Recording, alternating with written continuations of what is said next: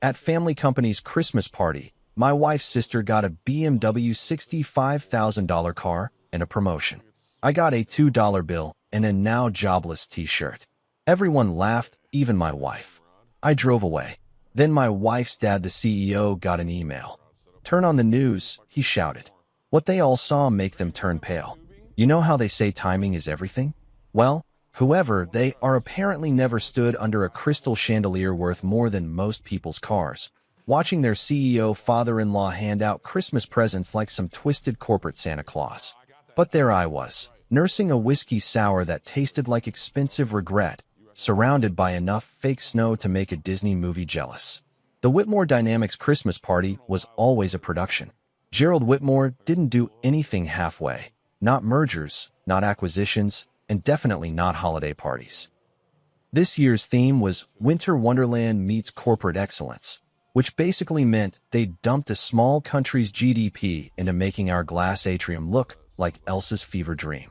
20-foot Douglas fir in the center, imported from somewhere that probably required 3 different environmental permits.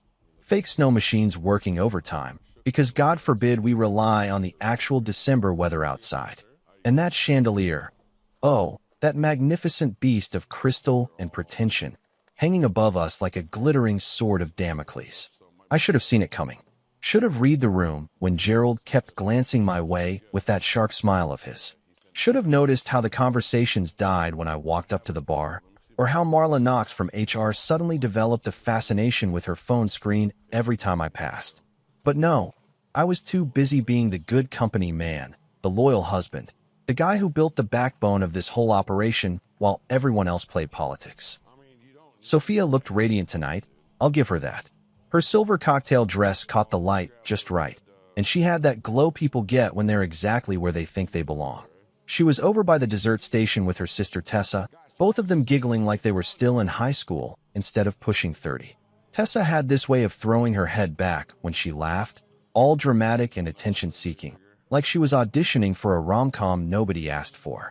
Ladies and gentlemen, Gerald's voice boomed through the sound system, cutting through the jazz quartet and the ambient chatter of 200 employees pretending to have fun.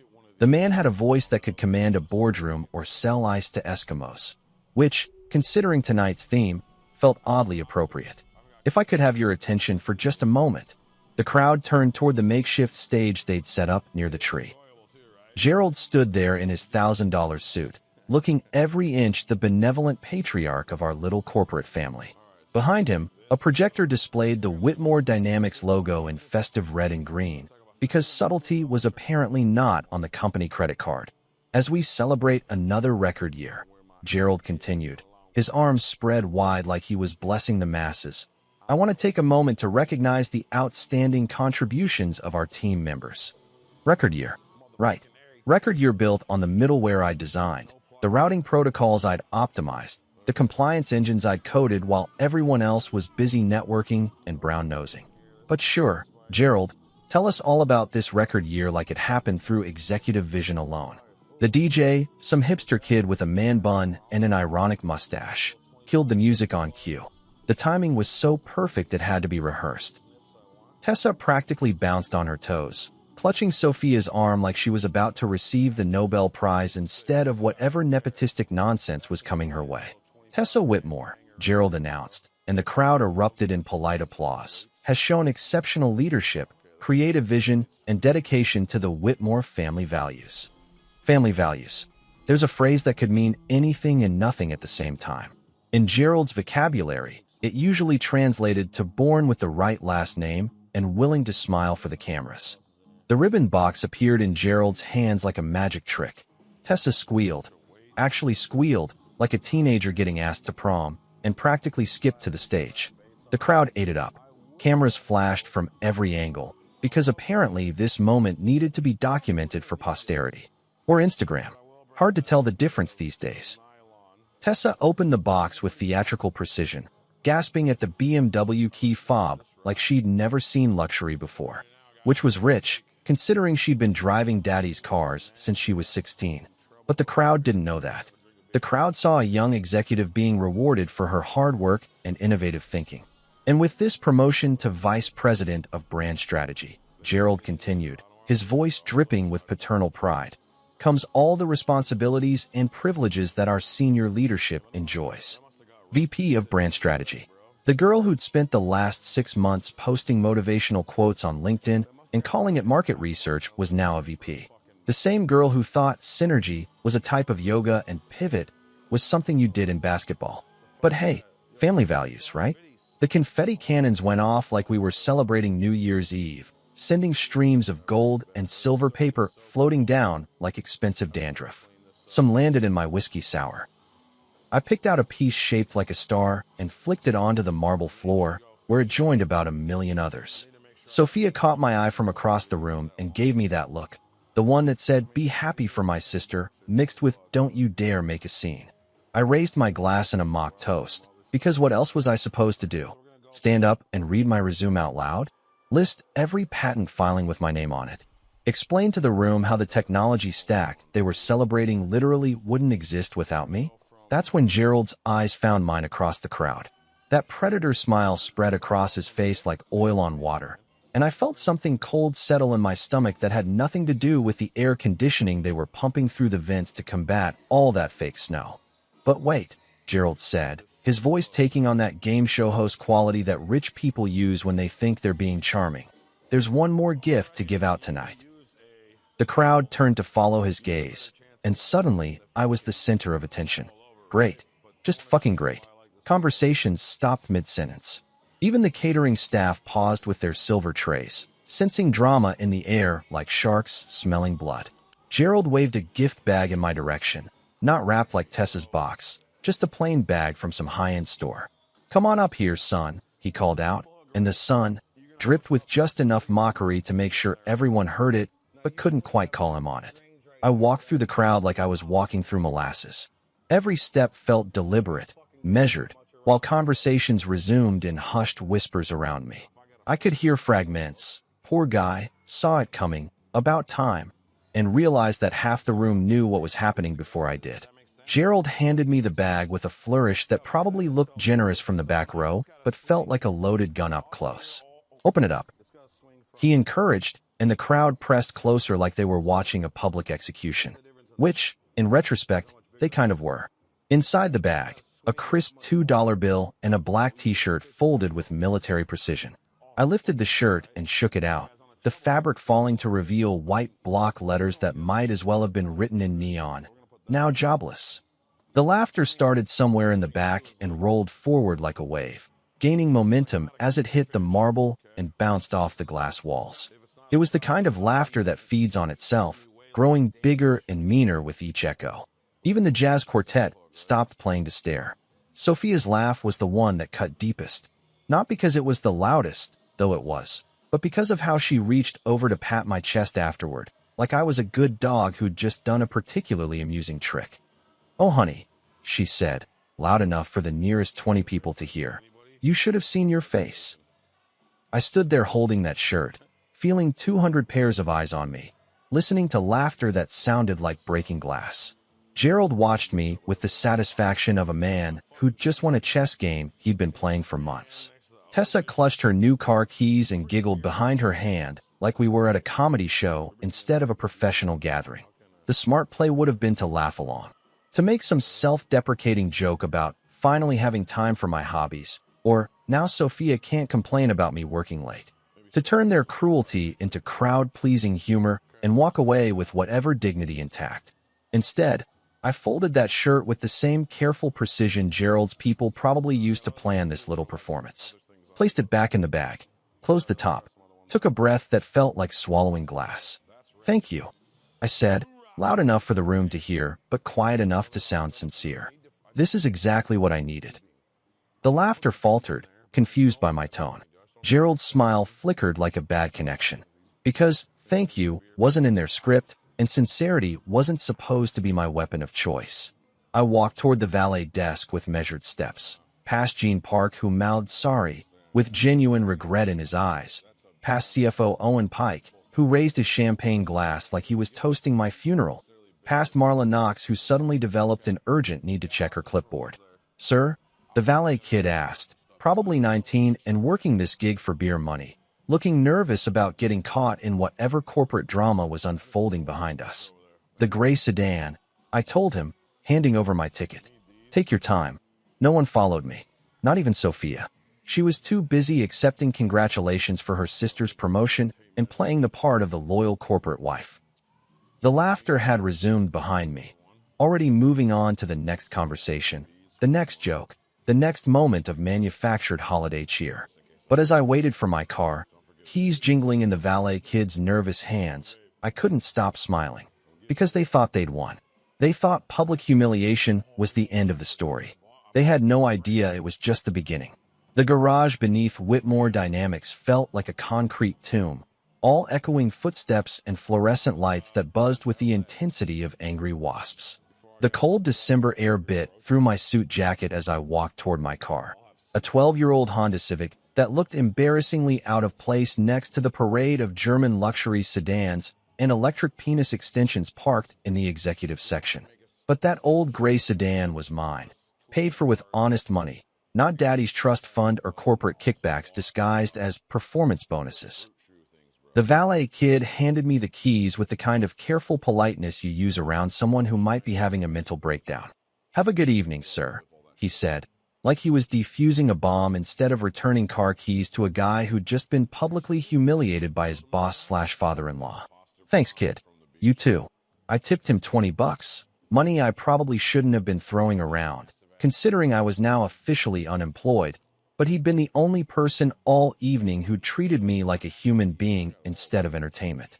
The garage door opened with a mechanical groan that sounded like the building itself was relieved to see me go.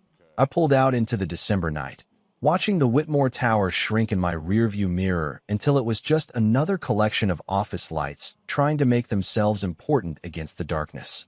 The party was still going on up there in their Crystal Palace. Probably would until 2 in the morning, because nothing says executive leadership like drinking on company time while your workforce goes home to their mortgages and student loans. My phone started buzzing before I hit the first traffic light. Text after text lighting up the dashboard like a Christmas tree made of corporate condolences and drunk executive emojis. Owen Pike sent a martini glass and a laughing crying face. Marla Knox went with the classic thinking of you followed by a prayer hands emoji, because apparently losing your job was now something that required divine intervention. Even some of the junior engineers were chiming in with various versions of "dude, that was brutal," and "sorry man." I hit the silence button and watched them all disappear. Fuck their sympathy. Fuck their after-the-fact courage. Where were these people when Gerald was setting up his little comedy show? Where were they when I was getting thrown under the bus in front of 200 witnesses? Probably thinking about their own job security and wondering if they'd be next on the chopping block. The roads were slick with that kind of winter moisture that makes everything look like a black mirror. I took the long way home, or what used to be home before I started sleeping in motels and planning for exactly this moment. The route took me past the Millfield River, where the city lights reflected on the dark water like a broken necklace some rich woman had thrown away in a fit of rage. Seemed appropriate, considering how my own life had just shattered into expensive, glittering pieces. I thought about every late night I'd spent in that office building, every weekend I'd sacrificed to Gerald's urgent deadlines that somehow always coincided with his golf tournaments or family vacations. 7 years of building their digital infrastructure from the ground up, 7 years of making Gerald look like a visionary leader when really he was just a trust fund baby with good hair and a talent for taking credit. The middleware layer that handled all their client communications? Mine. The routing protocols that kept their data flowing smoothly between departments? Also mine. The compliance audit engine that Gerald loved to brag about during federal contract negotiations? Surprise! That masterpiece came from my keyboard too, coded during a particularly inspired bout of insomnia, while Sophia complained about me working too much. Family excellence, Gerald had called it during his presentation to the Pentagon. Family excellence. Like the Whitmore gene pool had somehow produced technological innovation through pure bloodline superiority instead of relying on the contractors they treated like disposable assets. I stopped at a red light next to a bus stop where someone had graffitied "Eat the Rich" in dripping red letters. Subtle, but I appreciated the sentiment, especially considering I'd just been fed to said rich people like chum to sharks. The light turned green, and I accelerated past a homeless guy with a cardboard sign that read, "Anything helps." I made a mental note to circle back. After tonight, we might have more in common than I cared to admit. That's when I started laughing. Not the polite corporate chuckle I'd perfected over the years, but real laughter that started in my chest and bubbled up like champagne shaken too hard. Because they thought they'd broken me. They thought public humiliation and a joke t-shirt were the end of my story. Gerald probably went to bed tonight feeling like he'd taught me a valuable lesson about knowing my place in the pecking order. The thing about being underestimated is that it gives you room to maneuver. While Gerald was busy playing Daddy CEO and Sophia was shopping for designer handbags, I'd been building something they didn't even know existed. Something clean, something legal, something that would make tonight's party trick look like amateur hour. My phone buzzed again, not a text this time, but a call from Miguel Alvarez. Miguel, my old college roommate who'd gone on to become CTO at ArcVantage Labs, one of Whitmore's biggest competitors. Miguel, who'd been quietly recruiting me for months with the kind of offers that would make a grown man weep. Miguel, who'd sent me a very specific text message 2 days ago. Weather looks clear. Weather looks clear. Our old code from freshman year computer science. Back when we thought we were so clever with our secret phrases and elaborate pranks. It meant all the signatures were in place, all the legal documents filed, all the chess pieces positioned for checkmate. It meant the plan we'd been cooking up for the better part of a year was finally ready to execute. I let it ring. Not because I didn't want to talk to Miguel. Hell, talking to someone who actually respected my work sounded like heaven right about now. But because this moment deserved to be savored. This drive through the city that had watched me build something beautiful and then handed me a pink slip wrapped in tissue paper and malicious glee. The radio was playing some generic holiday music, the kind of sanitized Christmas cheer that sounds like it was focus grouped to death. I switched it off and drove in silence, listening to the hum of my engine and the whisper of tires on wet asphalt. The city looked different tonight, like I was seeing it through new eyes. Clearer eyes. Eyes that weren't clouded by loyalty or false hope or the desperate need to belong somewhere that never wanted me in the first place. I passed the Thai place where Sophia and I used to go for date nights, back when she actually wanted to spend time with someone who worked for a living instead of inherited it. Past the coffee shop where I'd had my first interview with Gerald, back when he was still pretending to care about qualifications instead of just looking for someone smart enough to build his empire and naive enough not to ask for equity. 7 years. 7 fucking years of giving that company everything I had. Every innovative idea, every breakthrough moment, every late-night epiphany that moved their stock price another few points north. And what did I have to show for it? A salary that was good but not great, a wife who laughed when her father humiliated me, and a t-shirt that summed up their opinion of my contributions in 2 simple words. But here's what they didn't know. I'd been filing patent applications under my own name for the last 18 months. Perfectly legal, perfectly documented, all the I's dotted and T's crossed by the best IP lawyer Gerald's money could buy. Ironically, the same firm that handled Whitmore's legal work, though they kept different clients in separate silos for exactly this reason. They didn't know about North Star Relay, my little LLC that rented space in a brick building across town and had been quietly licensing technology back to Whitmore under terms that looked generous until you read the fine print. They didn't know about the kill switches I'd built into every critical system, the backdoors that looked like standard administrative access but were actually my insurance policy against exactly this kind of corporate backstabbing. Most importantly, they didn't know that the federal logistics contract Gerald loved to wave around like a trophy, the one that was supposed to cement Whitmore's position as a major government vendor, was entirely dependent on my compliance audit engine. The engine that ran on a temporary license that expired at midnight on December 31st unless certain payment and security requirements were met. Requirements that, according to my very careful documentation, Whitmore had been failing to meet for the past 6 months. I pulled into the parking lot of a 24-hour diner that specialized in grease and regret, the kind of place where truck drivers and night shift workers went to carb load before facing another shift of American capitalism. The neon sign flickered between open and op-in, which felt like a metaphor for something, but I was too emotionally exhausted to figure out what. My phone lit up again, this time with a text from Sophia. Where did you go? People are asking. People are asking. Not, I'm worried about you. Or are you okay? Or even, what the hell just happened back there? Just concern about what people might think if the guest of honor at their little humiliation party had the audacity to leave early. I typed and deleted a dozen responses. Everything from the honest truth about what I really thought of her family to elaborate explanations of why I couldn't stay and watch them celebrate my professional execution. In the end, I went with something simple. Needed some air. See you at home. Except I wouldn't be going home. Home was a mortgage on a house I couldn't afford without a job, shared with a wife who'd just proven that blood was thicker than marriage vows. Home was a collection of furniture and memories that belonged to a different version of me. The version that still believed hard work mattered more than birthright. That loyalty was a two-way street. That family meant something beyond shared DNA and financial convenience. Instead, I was going to drive to that brick building across town and make sure everything was ready for tomorrow's news cycle. Because if Gerald wanted to play games, I was about to show him what happened when you humiliated someone who'd spent 7 years learning all your secrets and building all your weapons. The funny thing about being stabbed in the back is that it clarifies everything. All those moments of doubt, all those times I'd wondered if I was being paranoid or oversensitive, all those little slights and overlooked contributions suddenly made perfect sense. They'd never seen me as family.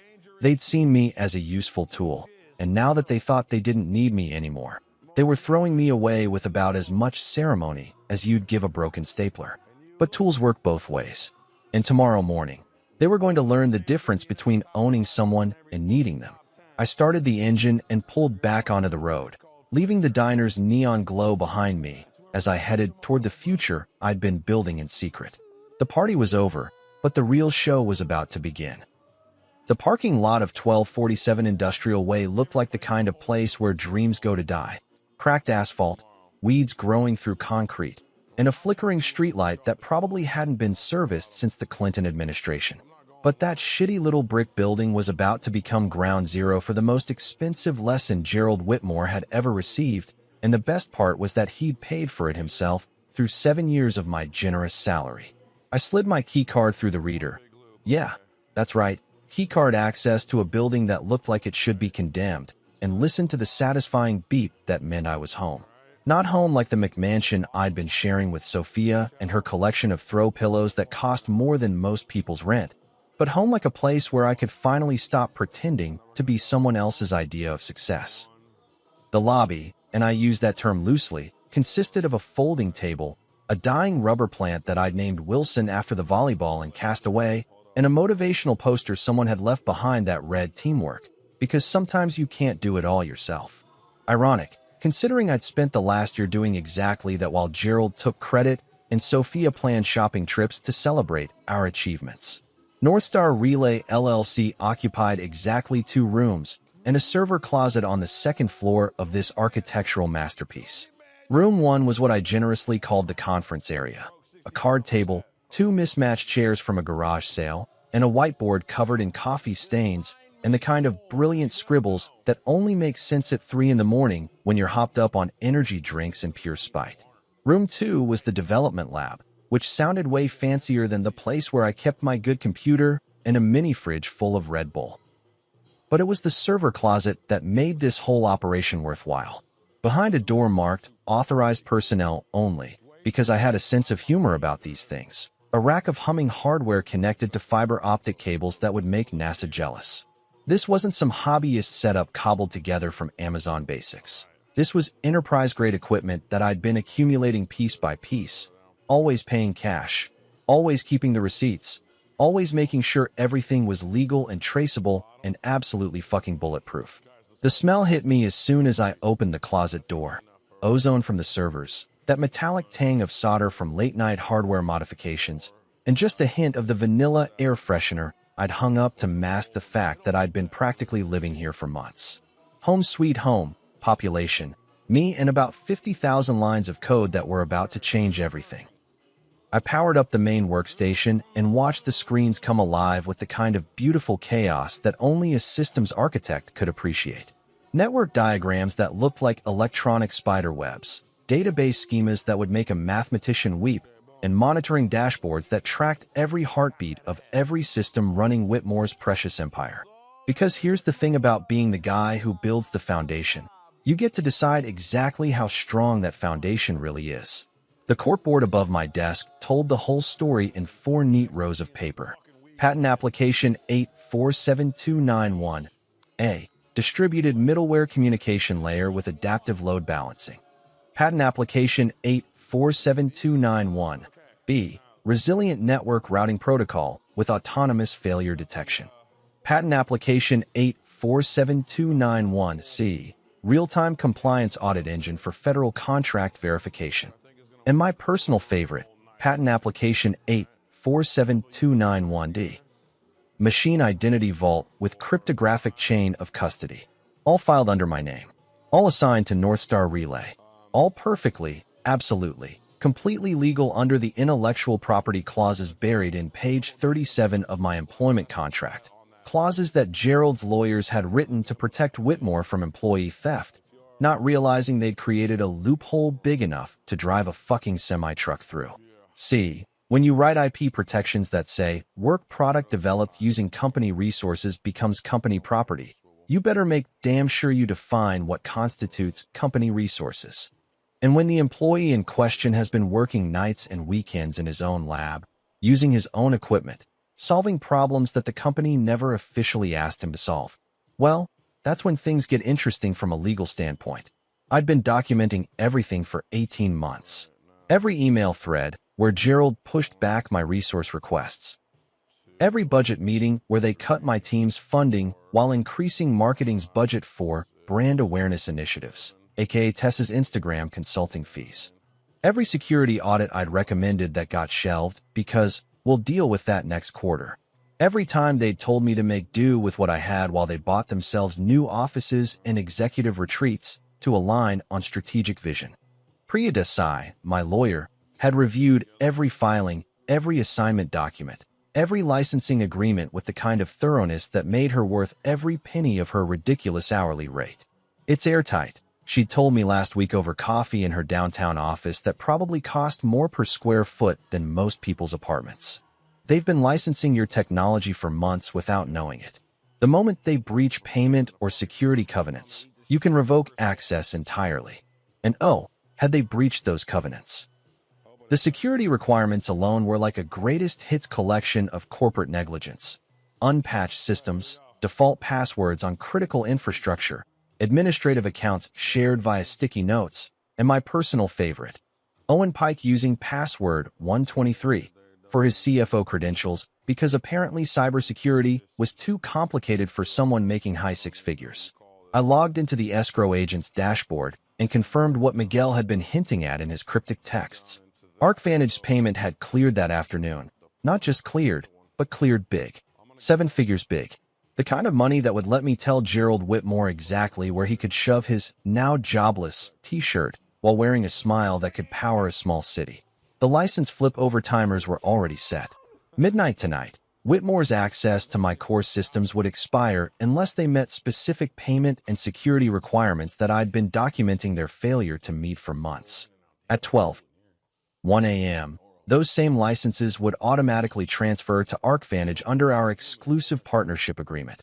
An agreement that Gerald would probably find out about when his morning coffee was interrupted by some very unhappy phone calls from very important government officials.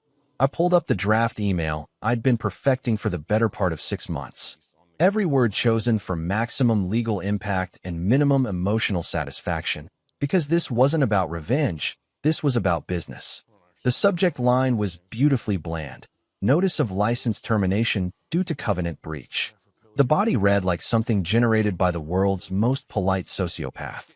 Dear Whitmore Dynamics Leadership Team, per Section 9.2 of License Agreement WDL 2024-047 executed between Northstar Relay LLC and Whitmore Dynamics Incorporated. This notice serves to inform you that the temporary grace period for compliance violations will end at 0:01 Eastern Standard Time on December 23, 2024. As documented in our previous communications dated October 15, November 3, and December 1, the following covenant breaches remain unresolved. Failure to implement required security protocols, Section 4.2.a. Non-payment of quarterly licensing fees, Section 6.1.b. Unauthorized modification of core systems, Section 8.3.c. Failure to maintain required audit trails, Section 9.1.d. Effective 0/01 December 23, 2024, access to all Northstar Relay intellectual property will be revoked, including but not limited to the distributed middleware communication layer, resilient routing protocol, compliance audit engine, and machine identity vault. This action is taken in accordance with the terms agreed upon by both parties and is non-negotiable. Regards, Northstar Relay LLC. Beautiful, wasn't it? Cold as a morgue and twice as final. No emotion, no personal attacks, no mention of t-shirts or public humiliation or the fact that Gerald's family values were worth about as much as a Confederate dollar in a modern economy. Just pure, devastating business communication that would hit their legal department like a freight train carrying legal dynamite. The best part, the absolute chef's kiss of this whole operation, was that Gerald had been bragging about that federal logistics contract for months. The one that was supposed to prove Whitmore could handle government-level security and compliance requirements. The one that required real-time audit trails and cryptographic verification of every transaction. The one that was built entirely on my compliance audit engine and would fail spectacularly the moment that engine went dark. I opened a new tab and checked the news feeds, making sure Harper Quinn had everything she needed for her morning bombshell. Harper, the investigative business reporter who'd been sniffing around Owen Pike's creative expense reports like a bloodhound with a journalism degree. Harper, who was about to receive a very interesting collection of documents that would make her Christmas morning feel like, well, Christmas morning. Travel receipts that didn't match any legitimate business meetings. Contractor payments to shell companies that existed only on paper. Email chains where Owen pressured suppliers into marketing rebates that looked suspiciously like kickbacks when you added up the numbers. And my personal favorite, a paper trail showing how Owen had been billing his daughter's private school tuition as executive education expenses. The SEC was going to have a field day. Martha Stewart went to prison for less. I leaned back in my chair and looked around at this little kingdom I'd built in secret. Coffee-stained whiteboards covered with architectural diagrams that would revolutionize enterprise communication. Hardware that hummed with the kind of quiet confidence that came from being built right the first time. Patent filings that would make other companies pay me royalties for the next 20 years. Tomorrow morning, Gerald would wake up to a world where his golden boy son-in-law had disappeared and taken his entire technical infrastructure with him. Tomorrow morning, Sophia would realize that her husband wasn't just some grateful employee who should be happy to work for family. He was the guy who'd been keeping the lights on while her relatives played dress-up as business leaders. Tomorrow morning, they'd learn what happened when you treated talent like it was disposable and then threw it away in front of 200 witnesses. I closed the email draft and saved it to send at exactly midnight. Not because I needed the dramatic timing. This wasn't a movie, after all. But because contracts were contracts, and I'd honored every clause right up until the moment they decided to turn my termination into dinner theater. The rubber plant in the corner seemed to approve, or maybe that was just the way the server lights reflected off its leaves. Either way, Wilson had been a better colleague than most of the people I'd left behind at that party. I grabbed my coat and headed for the door, taking one last look at the operation that was about to become the most expensive practical joke in corporate history. Tomorrow, I'd be back to start building something new. Something that belonged to me. Something that nobody could take away with a gift bag and a smirk. But tonight I had a few more hours to be officially employed by Whitmore Dynamics, and I planned to make the most of them. My phone lit up like a slot machine hitting jackpot, except instead of coins, I was getting a cascade of digital desperation from the Whitmore family dynasty. Sophia's name flashed across the screen first, probably calling to explain why she'd laughed along with Daddy's little comedy routine, or maybe to ask if I was being dramatic by leaving early. Like watching your husband get publicly humiliated was just another Tuesday night, and I was the one overreacting. I let it ring, then ring again, then a third time, because apparently my wife had never heard of taking a hint. The voicemail notification popped up, and I could already imagine her tone. That particular blend of condescension and fake concern she perfected during our marriage, the voice she used when she wanted to sound supportive while actually telling me I was wrong about everything. Then Gerald's name appeared, because of course it did. The man who'd just handed me a t-shirt proclaiming my unemployment in front of his entire company was now calling like we were old buddies who needed to clear the air. I watched his call go to voicemail too, then immediately light up again, because Gerald Whitmore was not the kind of man who accepted being ignored by people he considered beneath him. The third caller was Tessa, and that's when I knew they were starting to panic. Princess Tessa, fresh VP of brand strategy, who probably thought her new title gave her some kind of diplomatic immunity in family disputes. Her text appeared before I could decide whether to answer. It was a joke. Lighten up, face blowing a kiss. A joke, right? Because nothing says comedy gold like publicly firing someone at a Christmas party while their wife laughs and their coworkers applaud. Ha fucking ha, Tessa. Maybe for your next joke, you can explain that one to the SEC when they start asking questions about your well-deserved promotion and whether it had anything to do with actual qualifications or just happened to coincide with your last name. I turned off all notifications and watched my phone go silent for the first time in years. Amazing how peaceful life could be when you stopped letting other people's emergencies become your problems. No more late-night calls from Gerald demanding I fix whatever his latest hire had broken. No more texts from Sophia complaining that I worked too much while simultaneously expecting me to maintain our lifestyle on a salary that was good, but not private school for future kids, good. Instead, I dialed Priya Desai, because when you're about to detonate someone's entire business model, you want the kind of lawyer who charges $400 an hour and earns every penny of it. Priya was the type of woman who wore power suits like armor and could dissect a contract like a forensic pathologist examining a murder victim. She was also the only person in my life who'd told me the truth about what Gerald was really planning.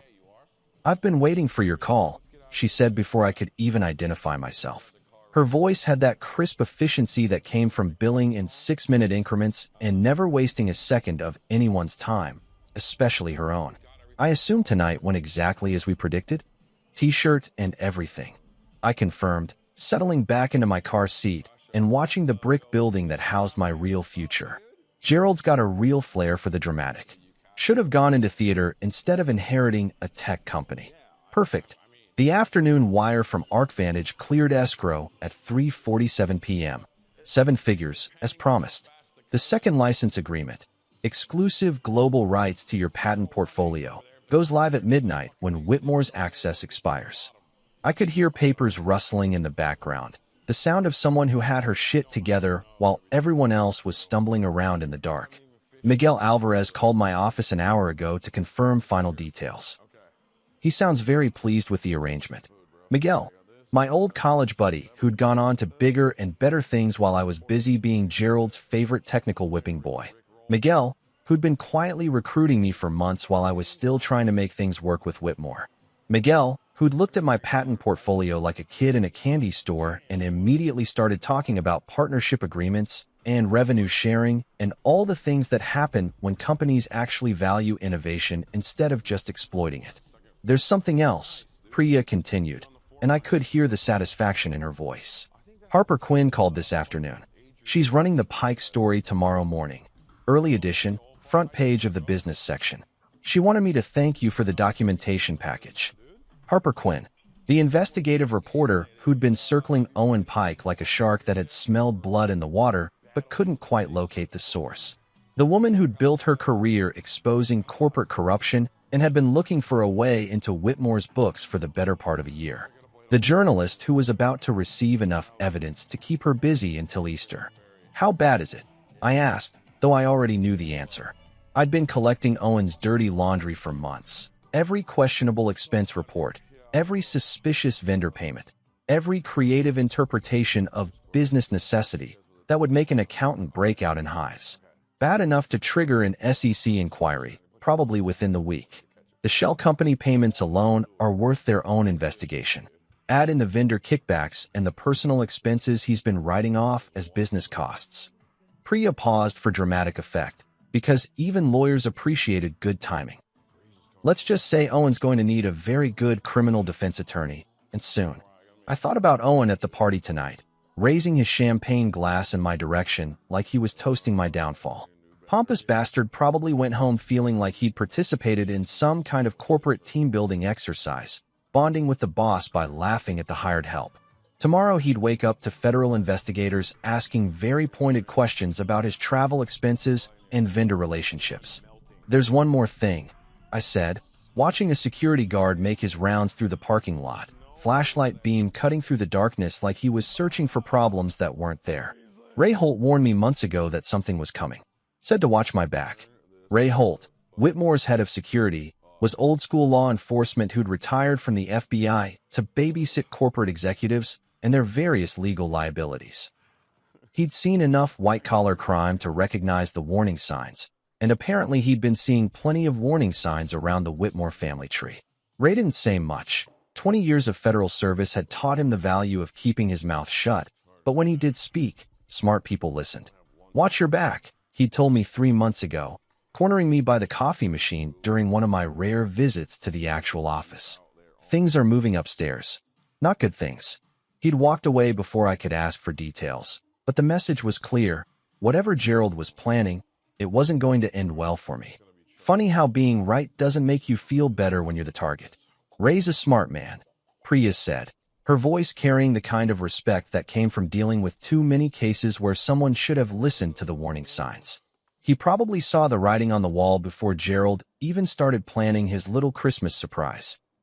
Speaking of which, you might want to prepare for some interesting phone calls over the next few days." "From who?" "Everyone. The board will want to know how their star technology just walked out the door. Investors will want explanations for why their federal contracts are suddenly at risk. Gerald will want to negotiate, probably with threats first, then money, then more threats. And Sophia," she paused, and I could practically hear her choosing her words carefully. "Well, that's between you and your marriage counselor." "Marriage counselor?" "Right. Because the problem with my marriage was communication issues, not the fact that my wife had just publicly chosen her family's money over basic human decency. But that was a problem for future me to solve, along with finding a new place to live and figuring out what the hell I was going to do with my life now that I'd burned down my old one. The important thing," Priya continued, "is that you don't engage with any of them directly. All communication goes through me from here on out. Gerald's going to try every trick in the book: guilt, anger, intimidation, bribery, and you need to let me handle it. You've got the high ground now, but only if you don't do anything stupid. Stupid like answering Sophia's calls to hear her explain why watching her husband get destroyed was somehow funny. Stupid like listening to Gerald's threats about lawsuits and non-compete clauses that had more holes than Swiss cheese. Stupid like feeling guilty for protecting work that was legally mine while they'd been planning to screw me over for months. Don't worry," I told her, watching another security guard complete his circuit and disappear into the shadows between buildings. "I'm done being stupid. That ended about 4 hours ago when they handed me that t-shirt." "Good. Get some sleep.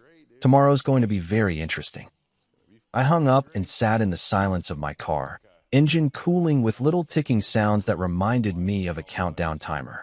Somewhere across town, Gerald was probably sleeping the sleep of someone who thought he'd won. Sophia was probably removing her makeup and wondering why her husband was being such a drama queen about a harmless family joke. Tessa was probably posting Instagram stories about her amazing promotion and her amazing new car and her amazing life that was built on someone else's work. And Owen Pike was definitely sleeping like a man who had no idea that tomorrow morning would bring very uncomfortable questions from very serious people with federal badges. My phone buzzed one more time. A text from an unknown number that just said "Security Chief says hello. Good luck tomorrow. Ray Holt," checking in from whatever burner phone security professionals used when they wanted to send messages that wouldn't show up in corporate discovery requests. I smiled and typed back, "Tell the chief thanks for the heads up. Storm's coming." Then I started the car and drove toward my motel, leaving behind the brick building that would tomorrow become the most important address in Gerald Whitmore's rapidly deteriorating life. The radio played soft rock classics, the kind of music that made everything feel like a movie montage, and for the first time in years, I felt like the hero instead of the comic relief. Tomorrow, they'd learn what happened when you confused kindness with weakness, when you mistook loyalty for stupidity, When you thought someone's value was determined by their willingness to accept abuse. Tomorrow, the weather was going to be very fucking clear indeed. 11:59 p.m. I sat in my car outside the brick building, engine off, watching the dashboard clock tick toward the moment when Gerald Whitmore's world would officially start falling apart. Funny how the most important moments in life happen when nobody's watching. No cameras, no confetti cannons, no audience of drunk executives applauding your destruction. Just me, a countdown timer, and enough digital dynamite to level a corporate empire. My phone buzzed with a secure message from Miguel, standing by. "You sure about this?" Was I sure? Hell yes, I was sure. I'd been sure since the moment Gerald handed me that gift bag with a smirk that said I was nothing more than entertainment for his family's amusement. I'd been sure since Sophia patted my chest like I was a good dog who'd just performed a trick. I'd been sure since 200 people laughed while I folded that t-shirt and walked away in silence. Green light, I typed back. The clock hit midnight. On my laptop screen, the escrow agent's dashboard refreshed automatically.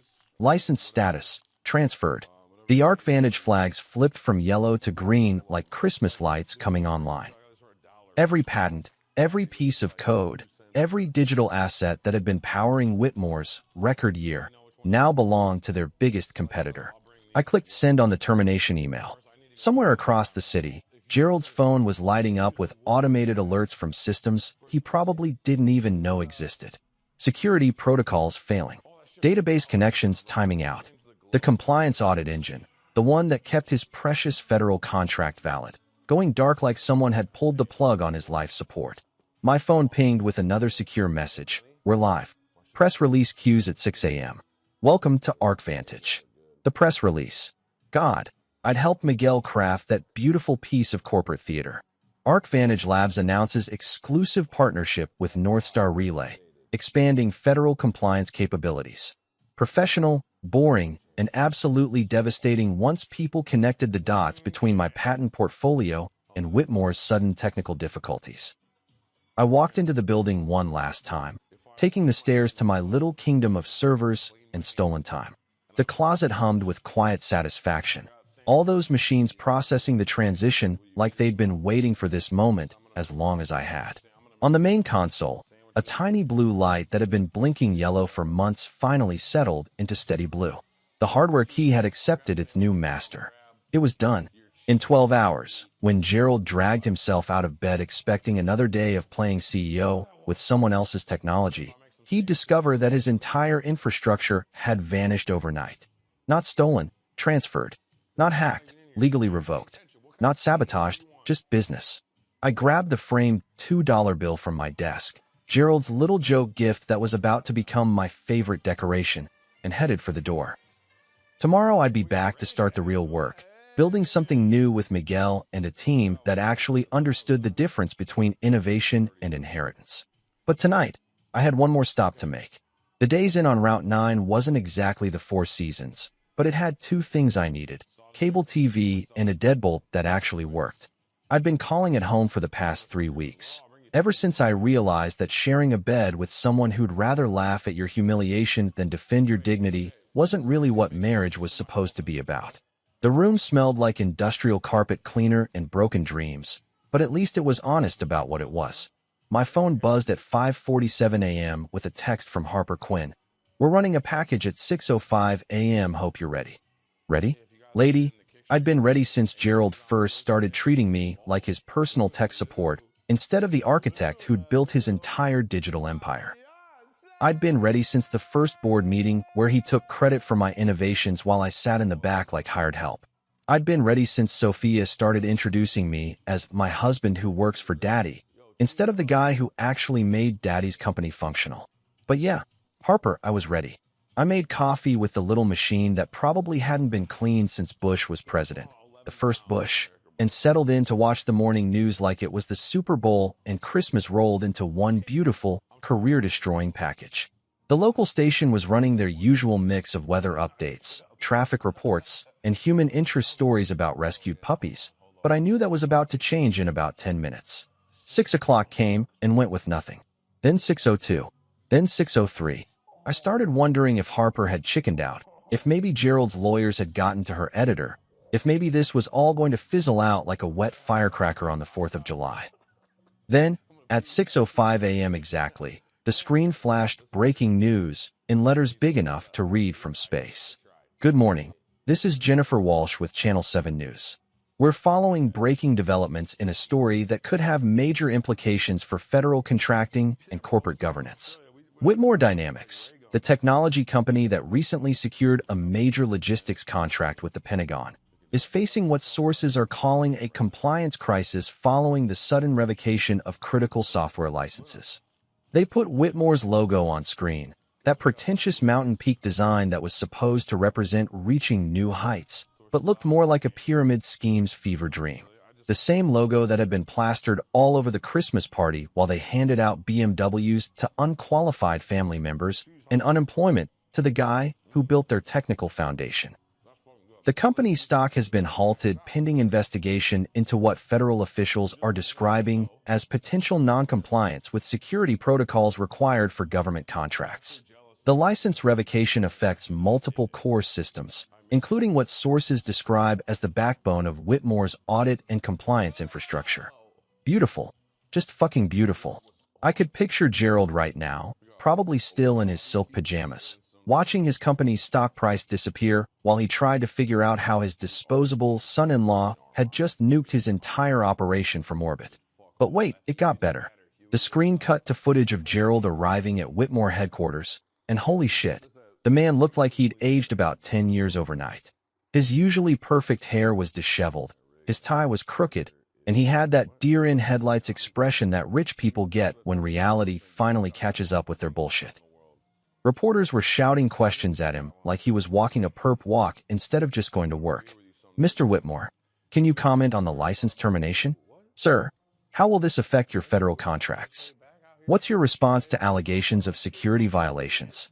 Gerald pushed through the crowd with the kind of forced smile that politicians use right before they resign in disgrace, muttering something about looking into the situation and confident in our legal position. Translation, we're fucked, and we have no idea how it happened. Then Jennifer Walsh was back, and she had that gleam in her eye that news anchors get when they know they're about to drop a bombshell that'll have everyone talking around the water cooler. But that's not the only story developing at Whitmore Dynamics this morning. Channel 7's investigative team has obtained internal documents suggesting a pattern of questionable financial practices involving Chief Financial Officer Owen Pike. And there it was. Harper's masterpiece, complete with document graphics and everything. Travel expenses that would make a Saudi prince blush. Vendor contracts with shell companies that existed only on paper. Email chains showing Owen pressuring suppliers into marketing rebates that looked suspiciously like kickbacks when you added up the numbers.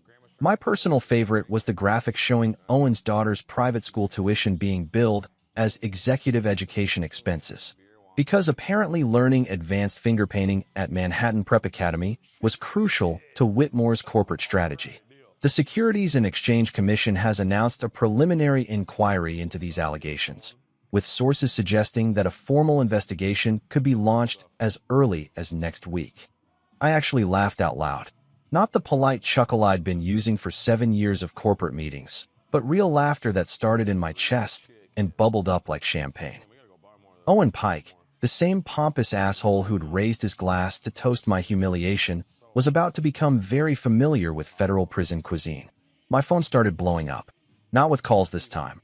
Apparently they'd finally figured out that I wasn't answering, but with texts that read like a Greek chorus of corporate panic. Gene Park. They're pale as paper. Systems are degrading. Emergency board meeting in 1 hour. Some random engineer from the networking team. Dude, everything's falling apart. Half the servers are throwing errors. Even Marla from HR. Gerald screaming. Owen sweating. Tessa crying. Tessa crying. The same Tessa who'd squealed with delight over her unearned BMW and undeserved promotion was now crying because Daddy's empire was crumbling faster than a sandcastle at high tide. The same Tessa who'd texted me to lighten up about her family's little joke was probably realizing that jokes have consequences when you're dealing with someone who knows where all the digital bodies are buried. The news switched to footage of ArcVantage Labs, and there was Miguel looking calm and professional in his navy blue suit, standing next to a banner that read, "Innovation through Partnership."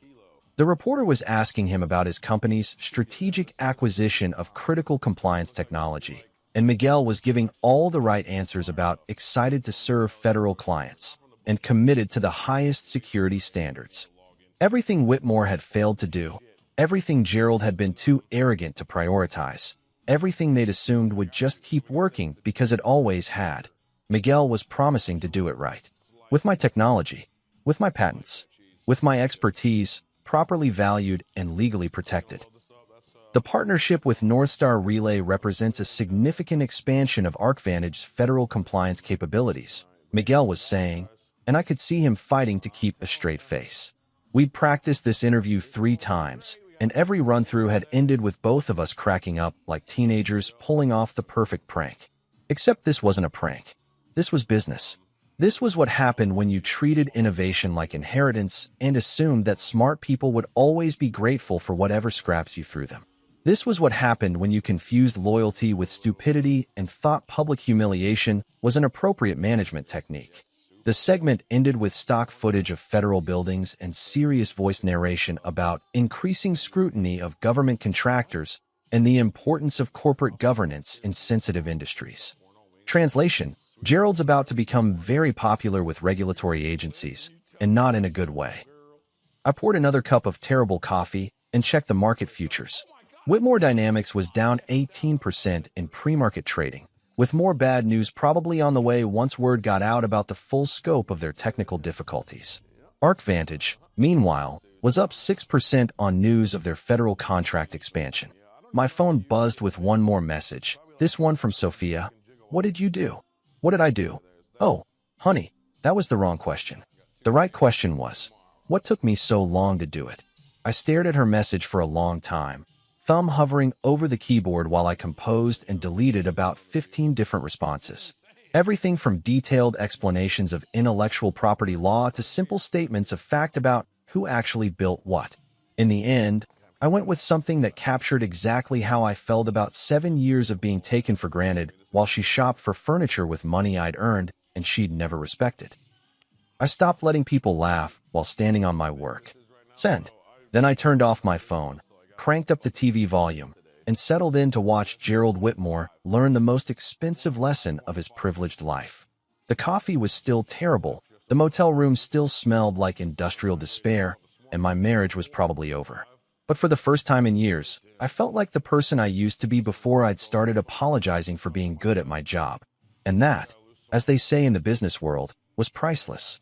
Here's the beautiful thing about corporate meltdowns. You don't need to be in the room to know exactly what's happening. Panic has its own language, and when a company's entire technical infrastructure disappears overnight, that language becomes very fucking loud very fucking fast. I was sitting in a Denny's at 9 a.m., working through a stack of pancakes that tasted like cardboard soaked in corn syrup, when the first wave of intelligence started rolling in.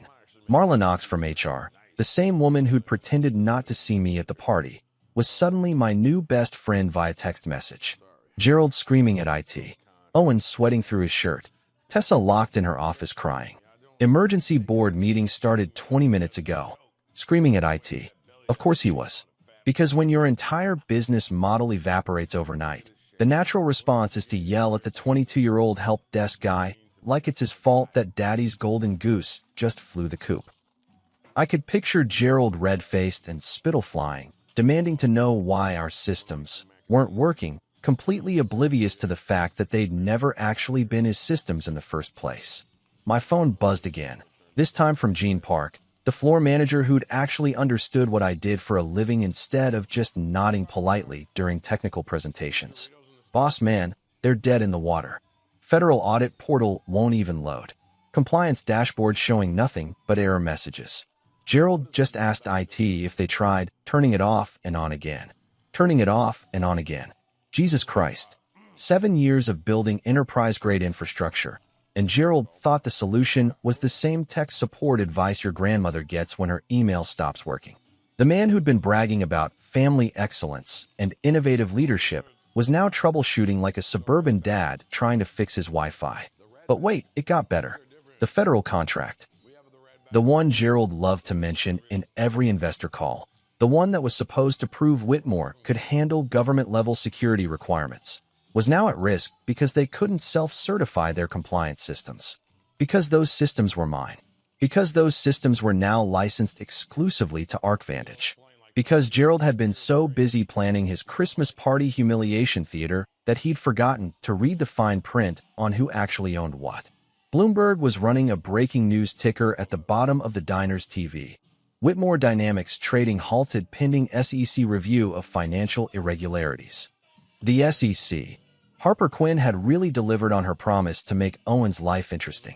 I watched the business anchor explain how federal investigators were examining a pattern of questionable expense reports and vendor relationships, while showing file footage of Owen at some industry conference, looking smug in his $1,000 suit. That same suit was probably soaked with flop sweat right about now. My phone rang, Gerald's number flashing on the screen like a distress signal from a sinking ship. I let it go to voicemail, then listened to him try to sound calm and reasonable while his world burned down around him. Look, son, I think we may have had some miscommunication last night. Why don't you come in so we can sort this out like family? Family, the magic word that was supposed to make me forget about public humiliation and focus on being grateful for the privilege of working for people who thought my value could be summed up on a novelty t-shirt. ArcVantage went live on Bloomberg 20 minutes later. Miguel looked calm and professional as he explained their exciting new partnership with innovative technology firm Northstar Relay. The anchor kept saying my name, my actual name, not Gerald's son-in-law or the guy from IT, and treating me like someone whose opinion mattered, which was a refreshing change of pace. The best part was watching Gerald's empire crumble in real time. No dramatic explosions, no movie-style confrontations.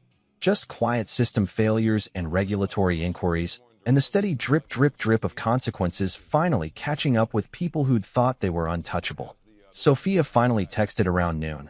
What did you do? What did I do? Oh, sweetie, that was adorable. Like I was some kind of criminal mastermind instead of just a guy who'd finally stopped letting people steal his work while laughing about it.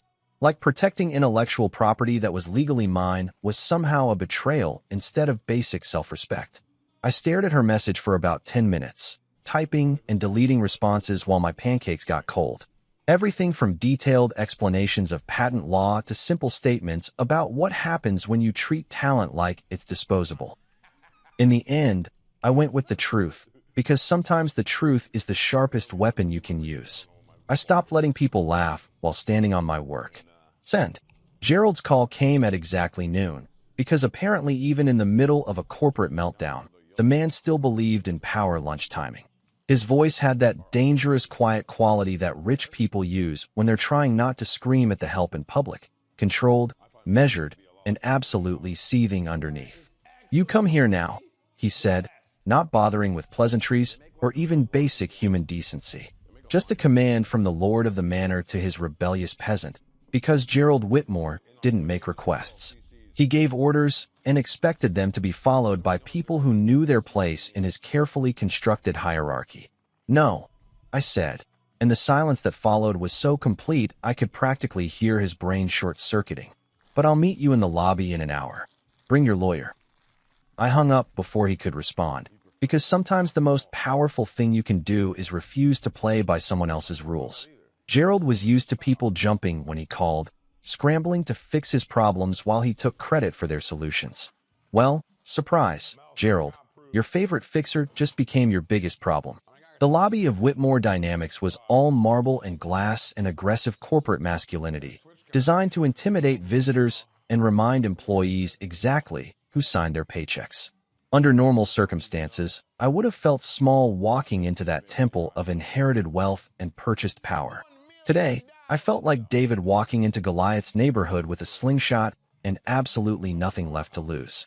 Priya Desai arrived 10 minutes before me, looking like the kind of lawyer who charged $400 an hour and earned every penny through pure competence and calculated ruthlessness. She carried a slim folder that contained enough legal documentation to end Gerald's career and probably his legacy, all organized with the precision of someone who'd built her reputation on making powerful men very uncomfortable. Gerald showed up with his own legal team, Three guys in identical suits who looked like they'd been cloned in some corporate law laboratory. Behind them shuffled Owen Pike, looking like a man who'd spent the morning getting acquainted with federal investigators and their very pointed questions about creative accounting practices. Bringing Owen was a tactical error, but Gerald had always confused intimidation with strategy. "This is what's going to happen," Gerald started, trying to project the same authority that worked on board members and government contractors. "You're going to undo whatever technical tantrum you threw last night. We're going to pretend this never happened, and maybe, we'll discuss bringing you back at a reduced salary." A reduced salary? This fucking guy. His entire company was circling the drain. Federal investigators were probably setting up camp in his CFO's office, and he was still trying to negotiate from a position of strength he didn't have. "Counteroffer," I said, opening Priya's folder and laying out the documents like I was dealing cards in a poker game where I held all the aces. "You acknowledge that I own the patents for every piece of technology keeping your company operational. You admit that you've been in breach of licensing agreements for 6 months. And you stop pretending this is about family loyalty instead of corporate theft. Patent applications, license agreements, payment default notices, security breach reports that I've been filing for months while they ignored every recommendation, cease and desist orders that had already been served." The paper trail was so complete it could have been used as evidence in business school about how not to manage intellectual property. Gerald's face went through about 15 different colors before settling on a shade of pale that matched the marble floors where his employees had laughed at my humiliation just 12 hours earlier. That's when Tessa stumbled in, mascara smudged like she'd been crying for hours, looking like a kid who'd just learned that actions have consequences. "Can't you just make this go away?" she pleaded, and the desperation in her voice was almost enough to make me feel sorry for her. "Almost. Make what go away, Tessa? The patents I filed legally? The contracts your father breached? The federal investigation into your CFO's creative bookkeeping? Or just the fact that your family thought you could humiliate me and I'd keep building your empire for free?" Sophia appeared behind them like a ghost at her own funeral, still wearing that silver dress from the party because apparently crisis management didn't require a costume change.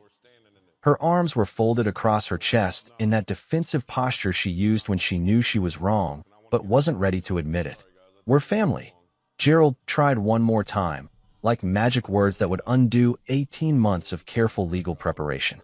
"No," I said, standing up from the marble bench where they'd probably imagined I'd beg for forgiveness. "We're not. Family doesn't hand out unemployment notices as party favors. Family doesn't laugh while you destroy someone's career for entertainment." In the glass reflection of the lobby windows, I could see myself, tired, yes, but finally standing straight instead of hunched over in apology for existing. Finally looking like someone who knew his own worth instead of accepting whatever value other people assigned to him. "You don't get to hold the ladder and mock the person on it," I told them, gathering Priya's documents while Gerald's lawyers whispered frantically in his ear about liability and damages and all the expensive consequences of treating employees like disposable assets. "Not anymore." I walked toward the exit while they stood there in their expensive clothes and inherited power, finally understanding that some bridges can't be rebuilt after you've burned them yourself. ArcVantage Labs turned out to be everything Whitmore Dynamics pretended to be. Actual innovation instead of inherited mediocrity, real teamwork instead of nepotistic circle jerks, and leadership that understood the difference between taking credit and earning it. Miguel gave me a corner office with windows that actually opened, a development team that didn't need their hands held every 5 minutes, and the kind of budget that made Whitmore's penny pinching look like exactly what it was. Rich people being cheap with other people's talent. The lab itself was beautiful in its simplicity. Clean workstations, state-of-the-art hardware, and coffee that didn't taste like it had been filtered through someone's gym socks. No fake snow machines or crystal chandeliers or motivational posters about synergy. Just smart people doing smart work and getting paid what they were actually worth. My first hire was Gene Park, because loyalty deserves to be rewarded when it goes both directions.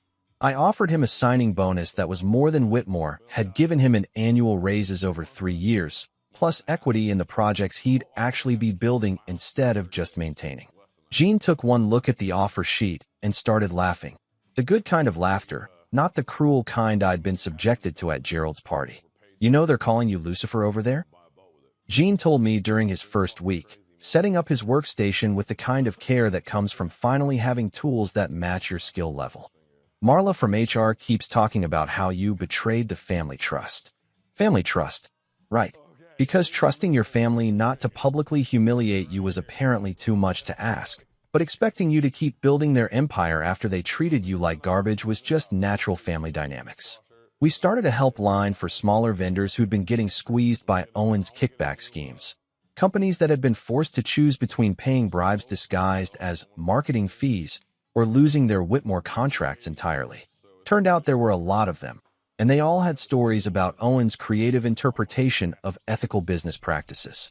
My apartment above Rossetti's cafe was nothing fancy. One bedroom, a kitchen the size of a closet, and a view of the alley where they kept the dumpsters. But it was mine, paid for with clean money, and the old Italian couple who ran the cafe downstairs made the kind of coffee that actually improved your day instead of just keeping you awake. Mrs. Rossetti had adopted me like a stray cat, bringing up leftover cannoli and asking why a nice young man like me was living alone instead of with that pretty wife from the pictures. I stopped showing her pictures of Sophia after the divorce papers were filed. Harper Quinn won a state journalism award for her series on Whitmore's financial irregularities. The ceremony was covered on local news, and I watched from my little apartment while eating takeout Chinese and feeling genuinely proud of someone else's success for the first time in years. She'd taken my documentation and turned it into the kind of investigative masterpiece that actually changed things. Owen was facing federal charges, Gerald was dealing with shareholder lawsuits, and Whitmore Dynamics was hemorrhaging clients faster than a punctured pipeline. Late at night, I'd tape Gerald's $2 bill above my desk, not as a reminder of being hurt, but as a measuring stick. Never again would I accept less than my actual value. Never again would I build someone else's empire while they handed out BMWs to unqualified family members and unemployment notices to the people who actually did the work. Priya introduced me to a pro bono clinic downtown where small business founders came for help protecting their intellectual property from exactly the kind of corporate theft I'd spent 7 years enabling. Twice a month, I'd volunteer to review contracts and patent filings, helping other people avoid the mistake I'd made of trusting family to treat you like family. Because sometimes the best revenge isn't personal. It's making sure the next guy doesn't get screwed the same way you did. 1 year later, I was hosting my own Christmas party in the ArcVantage lab, and holy shit, what a difference a year makes when you're surrounded by people who actually deserve to be there. Miguel brought his famous tamales, the ones his grandmother taught him to make before she died, not some catered nonsense from a company that charged by the fancy napkin. Jean had somehow managed to rig the coffee machine to dispense hot chocolate, because apparently being a networking genius also made you a beverage wizard. Priya showed up with a bottle of champagne that cost more than most people's car payments, and Harper Quinn brought her journalism award because she was proud of it and wanted to share the moment with people who'd helped make it possible. Even Mrs. Rossetti from downstairs had joined us, carrying a tray of her legendary cannoli and complaining in her thick Brooklyn accent about how we were all too skinny and needed to eat more. "You boys work too hard," she kept saying, forcing second helpings on everyone while the news played softly in the background. It was the kind of Christmas gathering that actually felt like celebration instead of corporate theater. Real laughter instead of the performative bullshit I'd endured at Whitmore's Crystal Palace. People who were there because they wanted to be, not because their paychecks depended on it. That's when the breaking news alert cut through our conversation like a knife through wrapping paper. Whitmore Dynamics to be acquired in distress sale following year-long compliance crisis and federal investigation. Stock down 73% from pre-crisis highs. The room went quiet except for the soft hum of servers and Miguel's barely suppressed snort of laughter.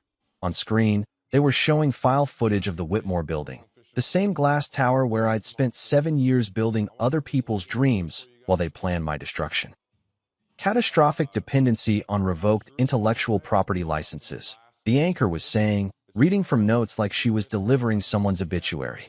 Regulatory penalties have frozen the company's federal contracting pipeline, while ongoing SEC investigations into financial irregularities have spooked investors and triggered multiple shareholder lawsuits. My phone buzzed with a group text to the old Whitmore family thread, the one I'd forgotten to leave because, honestly, I'd been too busy succeeding to remember they existed. Gerald had written, "Turn on the news." I pictured them sitting in that marble atrium where they'd laughed at my expense 12 months ago. The same floor that was probably now reflecting a row of gray faces as they watched their empire get sold off piece by piece to pay for Gerald's mistakes and Owen's legal fees. The same chandelier that had sparkled above their cruel laughter now lighting up their corporate funeral. Tessa was probably crying again. Real tears this time, not the fake drama she'd performed when her unearned promotion couldn't protect her from the consequences of treating people like entertainment.